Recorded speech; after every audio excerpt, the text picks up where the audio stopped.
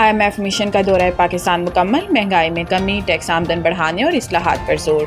یہ دورہ 19 مئی سے شروع ہوا تھا، جس میں مالی سال 2025-26 کے بجٹ، اقتصادی اصلاحات اور پالیسی معاملات پر تفصیلی اور تعمیری مذاکرات کیے گئے۔ مشن کے اختتام پر جاری کیے گئے اعلامیے میں آئندہ دنوں میں بجٹ مذاکرات جاری رکھنے کا اعلان کیا گیا، جبکہ اگلا جائزہ اجلاس رواں سال کی دوسری شش ماہی میں ہوگا۔ اعلامیے کے مطابق پاکستانی حکام سے ہونے والی بات چیت مثبت اور تعمیری رہی۔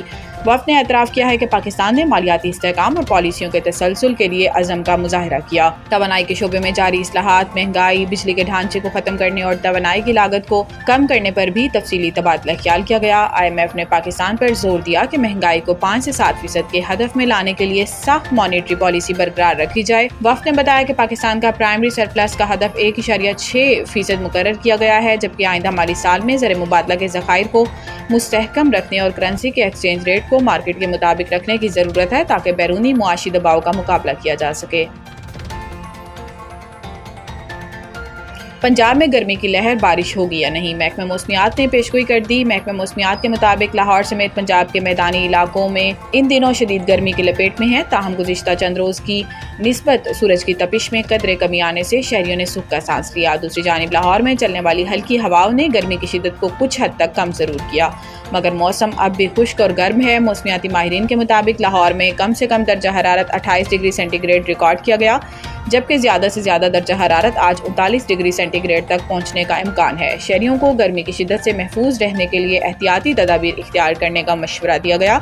محکمہ موسمیات نے آئندہ 2 سے 3 روز کے دوران موسم مزید گرم اور خشک رہنے کی پیشگوئی کی ہے، جبکہ بارش کے کوئی امکان موجود نہیں۔ ماہرین موسمیات کے مطابق موجودہ موسم کا سلسلہ برقرار رہنے کی صورت میں درجہ حرارت میں مزید اضافہ بھی ممکن ہے۔ شہریوں سے کہا گیا ہے کہ وہ غیر ضروری طور پر دھوپ میں نکلنے سے گریز کریں، پانی کا زیادہ سے زیادہ استعمال کریں اور خاص طور پر بچوں اور بزرگوں کا خصوصی خیال رکھیں تاکہ گرمی کے اثرات سے محفوظ رہ سکیں۔ امریکہ کا بھارت میں تیار ہونے والی آئی فون پر نیا ٹیکس، مودی کے لیے ایک اور بڑا دھچکا۔ امریکی صدر ڈونلڈ ٹرمپ نے بھارت میں بننے والی ایپل آئی فون کی حوصلہ شکنی کے لیے ایک اور بیان دیتے ہوئے کہا کہ امریکہ میں صرف وہی آئی فون فروخت ہوں گے جو امریکہ میں ہی بنے اور تیار کیے گئے ہوں، نہ کہ بھارت یا کسی اور جگہ سے درآمد کیے گئے ہوں۔ ان کا کہنا تھا کہ ایسے آئی فون کی امریکہ میں فروخت پر ایپل کمپنی کو ٹیکس ادا کرنا ہوگا۔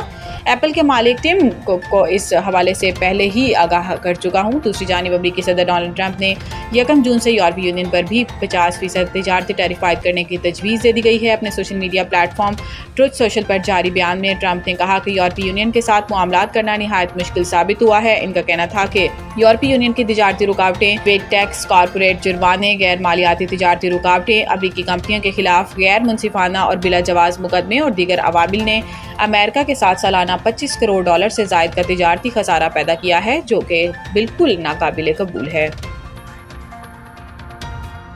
بجلی بلوں کی مد میں صوبوں کے ذمہ 161 ارب روپے واجب الادا، سندھ سب سے آگے۔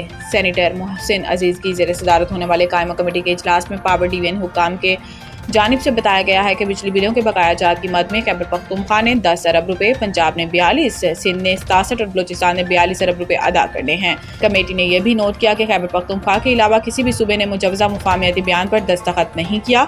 چیئرمین قائمہ کمیٹی نے صوبائی سطح پر دکھائی جانے والی غفلت پر سخت برہمی کا اظہار کیا اور بقایا جات کی فوری وصولی کی ہدایات کی۔ وزارت بجلی کی سیکرٹری نے اعلان کیا ہے کہ حکومت نے پہلے مرحلے میں 3 پاور ڈسٹریبیوشن کمپنیوں آئسکو، فیسکو اور گیکو کی نجکاری کا فیصلہ کیا ہے، جبکہ دوسرے مرحلے میں لیسکو، میپکو اور ہیسکو کی بھی نجکاری کی جائے گی۔ کمیٹی نے ملازمین کے مستقبل کے حوالے سے شدید تشویش کا اظہار کیا اور وزارت کو ان کے مفادات کے تحفظ کے لیے رضاکارانہ قبل از وقت ریٹائرمنٹ کے اختیارات سمیت ملازمین دوست پالیسیاں وضع کرنے کی ہدایت کی۔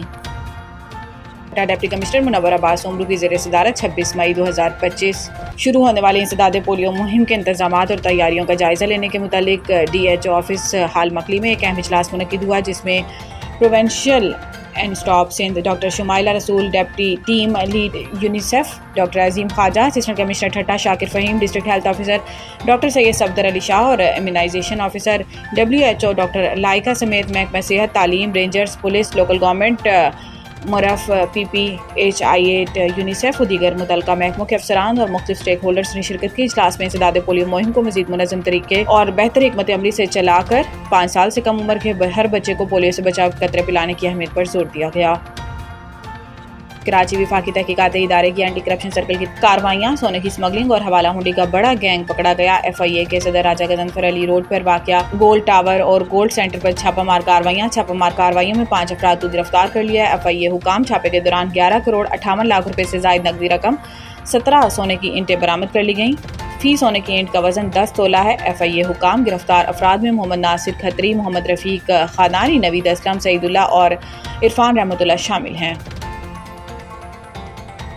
साजिद इस्माइल के मुताबिक फिरोजपुर रोड मुस्तफाबाद नहर में नहाते हुए 2 नौजवान डूब गए। मौका पर मौजूद बाकी दोस्तों के मुताबिक हम 7 दोस्त गजुमता से नहाने आए थे। 2 दोस्त नहाने के दौरान पानी में डूब गए। रेस्क्यू टीमों की जानिब से डूबने वाले 2 नौजवानों की तलाश के लिए सर्च ऑपरेशन जारी। रेस्क्यू टीमें अपने तमाम वसाइल के साथ मौका पर मौजूद सर्च ऑपरेशन में हिस्सा ले रही हैं।